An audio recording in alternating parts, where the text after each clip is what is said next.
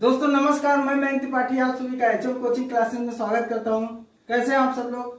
दोस्तों NCERT history series में आपको पढ़ा रहा हूं और इस समय आप पढ़ रहे हैं क्लास 6 की हिस्ट्री। दोस्तों बस 2 टॉपिक आपके और बचे हैं और क्लास 6 होता है कंप्लीट। आज हम लोग देखेंगे चैप्टर 10, नाम है नए साम्राज्य और राज्य। दोस्तों साम्राज्य और राज्यों के बारे में इसमें बताया गया है। अगर आप क्लास देखेंगे तो आपको समझ में आएगा कि जो चैप्टर का नाम है, पार्ट का नाम है, वो आखिर ये क्यों पढ़ा। ठीक है, इससे पहले मैं आपको बता दूं कि आप लोग ये मत सोचा करिए कि इसका पार्ट 1 इंटरेस्टिंग नहीं है, पार्ट 2 इंटरेस्टिंग नहीं। दोस्तों ये एनसीईआरटी है, आपको इसको लगातार पढ़ना ही पड़ेगा। आप तभी स्टेट पीसीएस, समीक्षा अधिकारी, इस तरीके के एग्जाम, यूपीएससी, ये एग्जाम तभी क्वालिफाई कर पाएंगे जब पूरा बेसिक आपको कंप्लीट मिलेगा। ठीक, तो आपको ये सारी चीजें पढ़नी ही पड़ेंगी, महत्वपूर्ण है। आप यूपीएसआई की तैयारी कर रहे हैं तो अगर आप एनसीईआरटी पढ़ते हैं या कोई भी एग्जाम, प्रतियोगी परीक्षा कोई भी हो, आप एनसीईआरटी पढ़ते हैं तो एग्जामिनर क्वेश्चन सिर्फ और सिर्फ एनसीईआरटी से रखता है, तो आपको इस बात का ध्यान रखना है। ठीक, अब हम लोग देखेंगे यहाँ पे सबसे पहले शुरुआत होती है आपके एनसीईआरटी में प्रशस्तियों के बारे में बताया गया। दोस्तों मैं आपको बता दूं कि इलाहाबाद का जो अशोक स्तंभ है वहां पे प्रशस्ति पाई गई। प्रशस्ति क्या है? एक विशेष प्रकार का अभिलेख है, ठीक, जिसमें समुद्रगुप्त की प्रशस्ति आपको यहाँ पे बताई गई है, जिसमें समुद्रगुप्त के जो दरबारी थे उनका नाम था हरिसेन। हरिसेन ने समुद्रगुप्त के बारे में प्रशस्ति में लिखा है। प्रशस्ति का अर्थ होता है तारीफ करना। ठीक, तो राजा की तारीफ की जाती थी कि कितने युद्ध जीते, क्या करता था, कवि था, वीणा बजाता था, ये सारी चीजें समुद्रगुप्त के बारे में बताई गई हैं। ठीक, तो इसमें प्रशस्ति मतलब तारीफ करना या प्रशंसा करना, आप ऐसा समझ गए होंगे। चलिए देख लेते हैं इसको डिटेल से। आपको बता दें कि इस क्लास में आपको एक बहुत महत्वपूर्ण चीज की जानकारी दी जाएगी। एक नाम आप बार बार सुनते हैं कई सारे वंशों में, एक नाम आप लगातार सुनते हैं, नाम है चंद्रगुप्त। चंद्रगुप्त कभी आप देखते हैं चंद्रगुप्त मौर्य, कभी देखते हैं चंद्रगुप्त प्रथम, कभी देखते हैं चंद्रगुप्त द्वितीय यानी कि विक्रमादित्य। तो आपका ये सारा डाउट इस क्लास में दूर हो जाएगा अभी इसी क्लास में। ठीक, उसके पहले देख लेते हैं महत्वपूर्ण चीजें जो आपकी एनसीईआरटी के अनुसार है, उसके बाद मैं आपको गुप्त वंश बताऊंगा। प्रशस्तियां क्या होती हैं देखते हैं। यह एक विशेष किस्म का अभिलेख है जिसे प्रशस्ति कहते हैं। यह संस्कृत शब्द है, इसका अर्थ होता है प्रशंसा। ठीक, प्रशस्ति मतलब क्या होगा? प्रशंसा होगी। यहाँ पे जो प्रशस्ति होगी उसमें लिखा जाएगा क्या? प्रशंसा लिखी जाएगी, राजा की प्रशंसा। आपको बता ही चुके हैं कि राजा ने कितने युद्ध जीते, किसको क्षमा किया। ठीक, ये सारी चीजें प्रशंसा के रूप में कवि लिखता था। ठीक, समुद्रगुप्त की प्रशस्ति। समुद्रगुप्त के बारे में हरिसेन ने लिखा है, इसलिए महत्वपूर्ण हो जाता है। समुद्रगुप्त के बारे में हमें इलाहाबाद के अशोक स्तंभ पर खुदे एक लंबे अभिलेख से पता चलता है। इसकी रचना समुद्रगुप्त के दरबार में कवि व मंत्री रहे हरिसेन द्वारा एक काव्य के रूप में की गई। इनका एक काव्य है प्रयाग प्रशस्ति। इनकी किताब का नाम है प्रयाग प्रशस्ति। प्रयाग मतलब इलाहाबाद, प्रशस्ति मतलब प्रशंसा।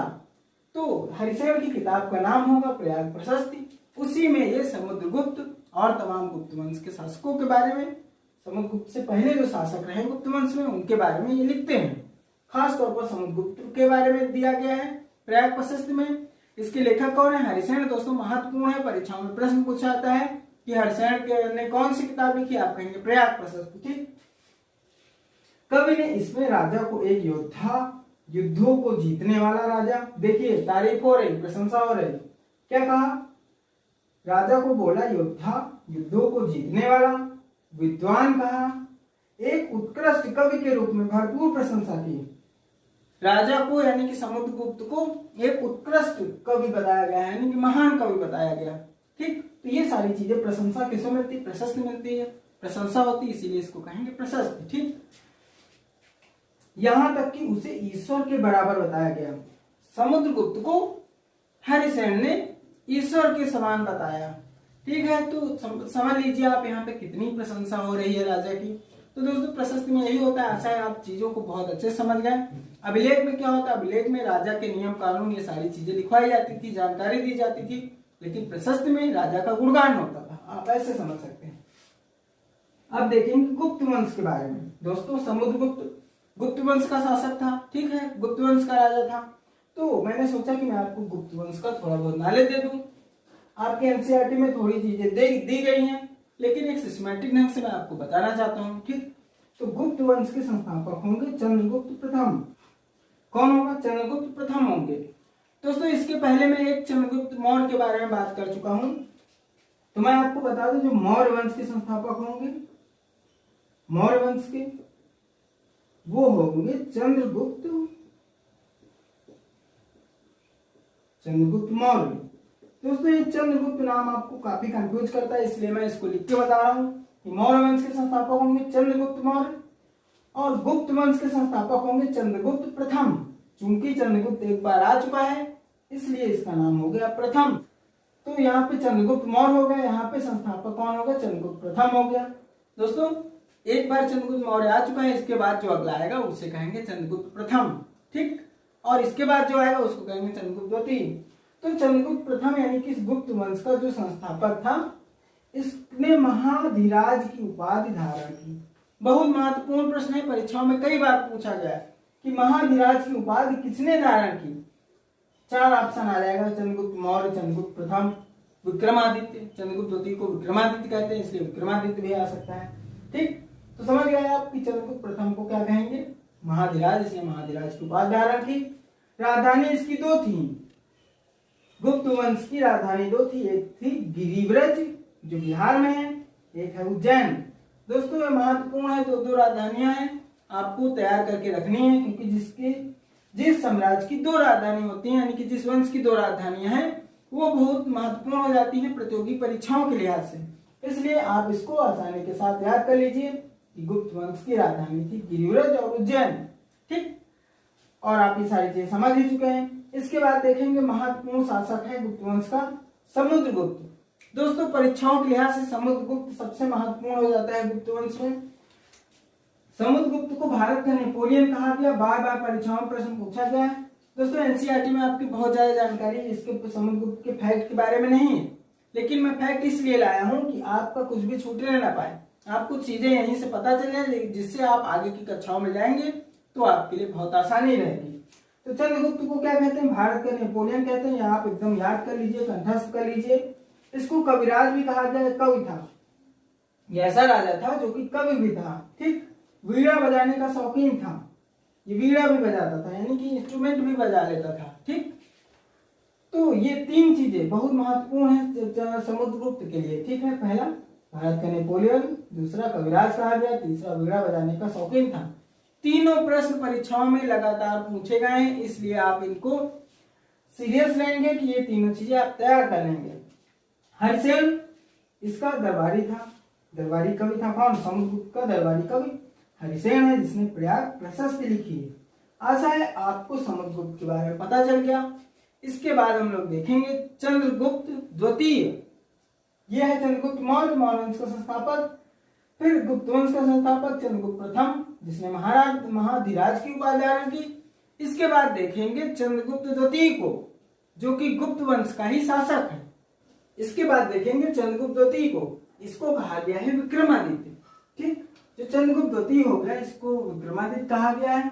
विक्रमादित्य के बारे में उज्जैन की एक कहानी है जिसमें विक्रमादित्य का उल्लेख है, आप उसको पढ़िए। मैं आपको बता दूं इसके दरबार में 9 रत्न रहते थे। कितने रत्न? 9 रत्न। परीक्षाओं में सीधे क्वेश्चन आता है कि 9 रत्न किसके दरबार में रहते थे? आप कहेंगे चंद्रगुप्त द्वितीय या विक्रमादित्य। कभी कभी विक्रमादित्य देता है, कभी कभी चंद्रगुप्त द्वितीय देता है। आपको उसमें कुछ महत्वपूर्ण 9 रत्न में ये 4 रत्न है, ये बहुत महत्वपूर्ण है। कालिदास को भारत का शेक्सपियर कहा जाता है। दोस्तों प्रश्न यहां से डायरेक्ट ऐसे आता है कि भारत का शेक्सपियर किसे कहा जाता है? आप कहेंगे कालिदास को। वराहमिहिर एक वैज्ञानिक था। 9 रत्नों में वराहमिहिर क्या था? एक वैज्ञानिक था, खगोल शास्त्री था, आप ऐसे मान सकते हैं। धन्वंतरी आयुर्वेदिक चिकित्सक था। ये कौन था? चिकित्सक। कालिदास आप कवि मानेंगे, इसे किसे कहेंगे? भारत का शेक्सपियर। वराहमिहिर इसे आप वैज्ञानिक मानेंगे। धन्वंतरी इसे आप चिकित्सक मानेंगे, आयुर्वेदिक चिकित्सक था। आर्यभट्ट दोस्तों बहुत ही महत्वपूर्ण है। इसने पाई की खोज की, दशमलव की खोज की, शून्य की खोज की। ठीक, तो आर्यभट्ट आपके लिए बहुत महत्वपूर्ण है और चंद्रगुप्त द्वितीय के नवरत्नों में शामिल था। ठीक, वराहमिहिर ने एक पुस्तक लिखी जिसका नाम है पंचशील। क्या नाम है? पंचशील। पंचशील नामक पुस्तक किसने लिखी? वराहमिहिर। आप बताएंगे। इसके बाद मैंने आपको पिछली कक्षाओं में ही बताया था कि फायान, जिसको एनसीईआरटी ने फीसियन, ठीक, जिसे कहेंगे फायान, भारत आया था चंद्रगुप्त द्वितीय के शासनकाल में। और मैंने आपको यह भी बताया था कि ह्वेनसांग हर्षवर्धन के शासनकाल में आता है। तो आपको रिवाइज करा देते हैं। फायान चंद्रगुप्त द्वितीय यानी कि विक्रमादित्य का जब शासन चल रहा था तब ये फायान भारत आया था। ठीक, आप समझ गए। और ये सारी चीजें इनके नवरत्न में आप समझ गए। दोस्तों आप देखेंगे प्रशस्ति के बारे में हरिसेन ने लिखा क्या, बहुत महत्वपूर्ण है। आप स्टेट पीसीएस से यूपीएससी की तैयारी कर रहे हैं तो आप मान के चलिए कि सबसे ज्यादा इंपॉर्टेंट यहीं से है।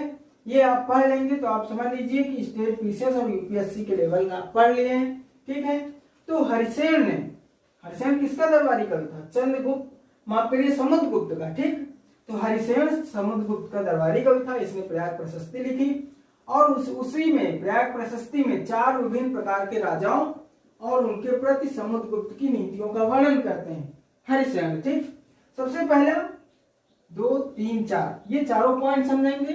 परीक्षाओं में डायरेक्ट ऐसे ही लिख के दे देता है, ये थोड़ा बहुत एक्स्ट्रा करके, ये कम करके, और आपको कंफ्यूज कर देता है। आपको कंफ्यूज नहीं होना, अच्छे समझ लेना। क्या लिखा गया है? प्रशस्ति में आर्यावर्त के 9 शासकों का वर्णन, जिन्हें समुद्रगुप्त ने हराकर उनके राज्यों को अपने राज्यों में मिला लिया। दोस्तों आप आर्यावर्त देखेंगे, उत्तर प्रदेश का क्षेत्र है, आप मान लीजिए आर्यावर्त। तो ये जो आर्यावर्त का एरिया है वहां पे 9 शासक थे। कितने? 9। परीक्षा में प्रश्न आ सकता है आर्यावर्त में कितने शासक थे? आप कहेंगे समुद्रगुप्त ने आर्यावर्त के कितने शासकों को हरा दिया था, ऐसे प्रश्न आ सकता है डायरेक्ट 1 डे एग्जाम में। आप कहेंगे 9 शासकों को। ठीक, और या ऐसे प्रश्न दे सकता है निम्नलिखित में से कौन सा सही नहीं है। पीसीएस का मान लीजिए प्रश्न है, आ गई एक लाइन, एक ऑप्शन ये आ गया कि आर्यावर्त के 9 शासकों को समुद्रगुप्त ने हराकर उनके राज्यों को अपने राज्यों में मिला दिया था। पहले आप ऑप्शन ये हो गया। दूसरा देखेंगे, समुद्रगुप्त दक्षिणापथ के 12 शासकों को हरा देता है। हार कर इन्होंने समुद्रगुप्त के सामने समर्पण कर दिया, लेकिन समुद्रगुप्त ने उन्हें फिर शासन की अनुमति दे दी। ये देखिए, ये आप मान सकते हैं एक तरीके से प्रशंसा है। ये प्रशंसा, ये पहली प्रशंसा ये है कि ये जीत लेता है आर्यावर्त के 9 शासकों से उनका राज्य। ठीक, दूसरी प्रशंसा कि दक्षिणापथ के 12 शासकों को हरा देगा और उसके बाद उनसे कहेगा जाओ फिर शासन करो जाके, पर हमारे अधीन रहोगे। तो दक्षिणापथ क्या है? मैंने आपको पिछली कक्षा में बताया था कि दक्षिण की ओर गमन करने वाले जो होंगे उसे ही कहेंगे दक्षिणापथ। आप मान सकते हैं दक्षिण की तरफ जो शासन करते थे या गमन करके जाते थे अपना अधिकार क्षेत्र जताने के लिए, उन्हें ही कहेंगे दक्षिणापथ। तो समुद्रगुप्त ने दक्षिणापथ के 12 शासकों को हरा दिया था। तो ये बहुत महत्वपूर्ण प्रश्न हो जाते हैं जो आपको साधारणतया कंपटीशन में नहीं बताया जाता है, लेकिन आप अगर एनसीईआरटी पढ़ेंगे स्टेट पीसीएस यूपीएससी के लिए जो महत्वपूर्ण है, तो ये सारी चीजें महत्वपूर्ण हो जाती हैं। इसलिए आपको इनको बहुत अच्छे समझना है। पहला पॉइंट, आर्यावर्त के 9 शासकों को समुद्रगुप्त ने हराया। दूसरा, दक्षिणापथ के 12 शासकों को समुद्रगुप्त ने हरा दिया, फिर उनको छोड़ दिया कि ठीक है जाओ अच्छा शासन करो जाके, है ना। इसके बाद और क्या बताया कि पड़ोसी देशों के राजा समुद्रगुप्त के लिए उपहार लाते थे तथा आज्ञाओं का पालन करते थे। पड़ोसी देश कौन कौन से हो गए? जैसे नेपाल हो गया, भूटान हो गया। यहाँ से क्या था? यहाँ से लोग वहां के राजा समुद्रगुप्त के लिए उपहार लाते थे, इनसे मिलने आते थे, इनके दरबार में उठते बैठते थे। तो इन सारी चीजों से समुद्रगुप्त खुश रहता था। उपहार पा गया, खुश हो गया, तो उनको शासन करने की आजादी दे रहा है, उनसे भी आक्रमण कर देगा। ठीक, अगला पॉइंट, बाह्य इलाके के शासक संभवतः कुषाण तथा शक वंश के थे। ठीक, कुषाण और शक वंश के शासक जो थे ये बाह्य इलाके के माने जाएंगे। इनमें श्रीलंका के भी शासक थे, श्रीलंका के भी शासक बाह्य इलाके के माने गए। इन्होंने समुद्रगुप्त की अधीनता स्वीकार कर ली थी और अपनी पुत्रियों का विवाह समुद्रगुप्त से कर दिया। दोस्तों श्रीलंका के शासक और कुषाण और शक वंश के शासकों ने अपनी अधीनता समुद्रगुप्त के सामने स्वीकार कर ली। ठीक है, उनके आगे आप मान सकते हैं कि झुक गए। ठीक, तो ये जब हुआ तो अधीनता स्वीकार कर ली इन्होंने और अपनी पुत्रियों का विवाह समुद्रगुप्त से कर दिया, जिससे उनकी जीवन रक्षा रहे और वो अपना मान सकते हैं कि अपना जीवन जी सकते हैं, क्योंकि अब एक संबंध स्थापित हो गया है। ठीक, रिश्तेदारी बन गई है, आप ऐसे मान सकते हैं।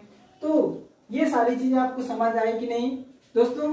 अगर आपने यहाँ तक वीडियो देख लिया तो प्लीज वीडियो को लाइक करेंगे, आप कमेंट करके बताएंगे कि कैसा लग रहा है वीडियो और मैं यहाँ पे क्या सुधार कर सकता हूँ, आप ये भी बताएंगे। आपके सुझाव आमंत्रित हैं। चलिए इसके बाद देखते हैं कुछ महत्वपूर्ण अन्य चीजें। चलिए दोस्तों, इसके बाद देखेंगे हर्षवर्धन के बारे में और पल्लव चालुक्य और उसका महत्वपूर्ण शासक था पुलकेश द्वितीय, इसके बारे में देखेंगे। बहुत महत्वपूर्ण है, इंटरेस्टिंग है। ठीक, देख लेते हैं। हर्षवर्धन भारत का अंतिम हिंदू शासक था, इसे शिलादित्य कहा जाता था। दोस्तों, ये भारत का अंतिम हिंदू शासक होगा। इसके बाद मुसलमान आप कह सकते हैं शासन करने लगते हैं। ठीक, तो ये हिंदू अंतिम शासक होगा। इसकी राजधानी थी थानेश्वर, जो कि हरियाणा में। थानेश्वर कहाँ है? हरियाणा। और इसने थानेश्वर से राजधानी बदल के कन्नौज कर ली। मैं आपको बताता हूं कि इसके पिता जब शासन करते थे तो उनकी राजधानी थी थानेश्वर। ये थानेश्वर, पिता की मृत्यु हो जाती है तो फिर ये थानेश्वर इसकी राजधानी रहती है। इसके बहनोई जो कन्नौज के शासक थे, बहनोई, हर्षवर्धन का जो बहनोई था वो कन्नौज का शासक था, जिसकी बंगाल के राजा से युद्ध होता है जिसका, और इसकी मृत्यु हो जाती है इसके बहनोई की। तो ये हर्षवर्धन कन्नौज में भी शासन करने लगता है और इसको दूसरी राजधानी बना देता है, राजधानी चेंज कर लेता है, थानेश्वर से कन्नौज कर लेता है, आप ऐसे मान सकते हैं। ठीक, इसका प्रमुख दरबारी था, कवि था, जिसने हर्षचरित लिखी। दोस्तों बहुत महत्वपूर्ण है, हर्षवर्धन पे आधारित बाणभट्ट ने क्या लिखा? हर्षचरित लिखी, हर्षचरित नामक किताब लिखी। बहुत पूछा जाता है परीक्षाओं में कि बाणभट्ट ने कौन सी किताब लिखी? आप कहेंगे हर्षचरित। एक और किताब लिखी, कादम्बरी। बाणभट्ट हर्षवर्धन का दरबारी कवि था, पहला पॉइंट आप ऐसे याद रखेंगे। दूसरा, इसने हर्षचरित लिखी, हर्षवर्धन का दरबारी कवि था तो हर्षचरित लिखी। उसके बाद एक और लिखी, कादम्बरी। तो ठीक है, हर्षवर्धन से संबंधित महत्वपूर्ण फैक्ट जो परीक्षाओं में पूछे जाते हैं। ह्वेनसांग भारत आया, हर्षवर्धन के काल में ह्वेनसांग भारत आया। ठीक है, ये सब बौद्ध भिक्षु थे, चाहे वो ह्वेनसांग हो चाहे फायान हो।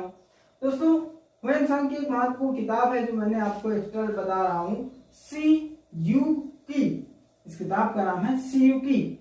ह्वेनसांग की परीक्षाओं में पूछी जाती है, इसलिए आपको बता रहा हूं, आप ऐसे सीयूकी याद रखेंगे, एकदम सेम टू सेम ऐसे सीयूकी। ठीक, और देख लेते हैं हर्षवर्धन चालुक्य वंश के शासक पुलकेश द्वितीय से नर्मदा नदी के किनारे युद्ध में पराजित हो जाता है। चालुक्य वंश का एक बहुत ही प्रतापी शासक था पुलकेश द्वितीय, अभी आपको बताएंगे उसके बारे में।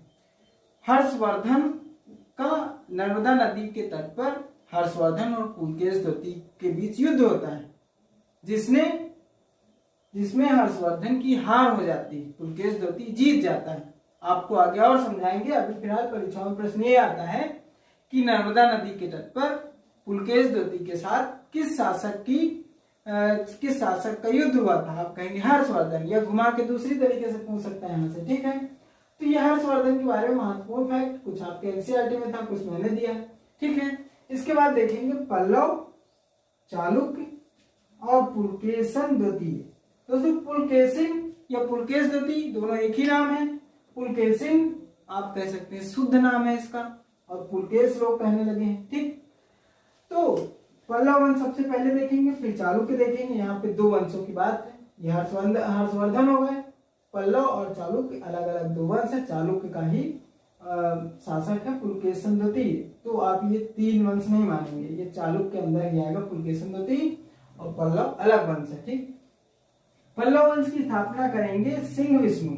बहुत प्रश्न पूछा जाता है पल्लव वंश की स्थापना किसने की?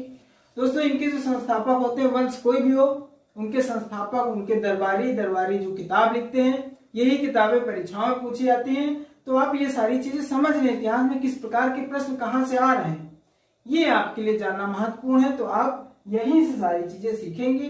ठीक, तो आप के लिए जो महत्वपूर्ण होगा आपको पता चल जाएगा किसके शासन काल में कौन सा यात्री आता है, उसका दरबारी कवि कौन है, उसने कौन सी किताब लिखी है, तो यही चीजें महत्वपूर्ण है। उसका युद्ध किसके साथ होता है। ठीक है, तो पल्लव वंश के संस्थापक थे सिंह विष्णु, पहली बात।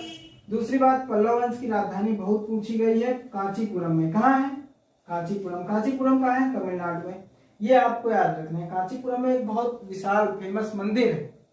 ठीक, तो ये पूछा था कांचीपुरम कहाँ है, आप कहेंगे तमिलनाडु। पल्लव वंश की राजधानी क्या है, आप कहेंगे कांचीपुरम। पल्लवों का राज्य उनकी राजधानी कांचीपुरम के आसपास के क्षेत्रों से लेकर कावेरी नदी डेल्टा तक फैला था। ठीक, ये पल्लव लगभग 600 वर्षों तक लगातार पीढ़ी दर पीढ़ी शासन करते गए। ठीक है, यहाँ पे दो महत्वपूर्ण है क्योंकि मंदिरों से लगातार प्रश्न आते हैं परीक्षाओं में। दक्षिण भारत के मंदिरों से बहुत प्रश्न परीक्षाओं में पूछे जाते हैं, तो आपके लिए मैंने इसलिए दोनों महत्वपूर्ण फैक्ट मैं आपके लिए लेके आया हूँ। एक शासक होता है पल्लव वंश का नरसिंह वर्मन फर्स्ट, नरसिंह वर्मन सेकेंड। क्रमशः ये लोग दो मंदिर बनवाते हैं जो बहुत फेमस है, प्रतियोगी परीक्षाओं में बहुत पूछे जाते हैं। दोनों तमिलनाडु में हैं, आप ये भी याद रखिए। पहला है महाबलीपुरम, नरसिंह वर्मन फर्स्ट महाबलीपुरम मंदिर बनवाते हैं। ठीक, और ये कहाँ है? तमिलनाडु में ही है। ऐसे ही कैलाशनाथ मंदिर, ये कहाँ है? कांचीपुरम तमिलनाडु में। नरसिंह वर्मन द्वितीय कैलाशनाथ मंदिर कांचीपुरम द्वितीय, और नरसिंह वर्मन फर्स्ट महाबलीपुरम, ये कहाँ बनाएंगे? तमिलनाडु में। दोस्तों आशा है ये सारी चीजें आपको समझ में आए होंगी। ये महत्वपूर्ण फैक्ट है, आप इनको चाहें तो लिख के भी रख सकते हैं। इसके बाद हम लोग देखेंगे चालुक्य वंश के बारे में। चलिए देख लेते हैं। चालुक्य वंश की राजधानी थी एहोल। दोस्तों राजधानियां बहुत पूछी जाती हैं।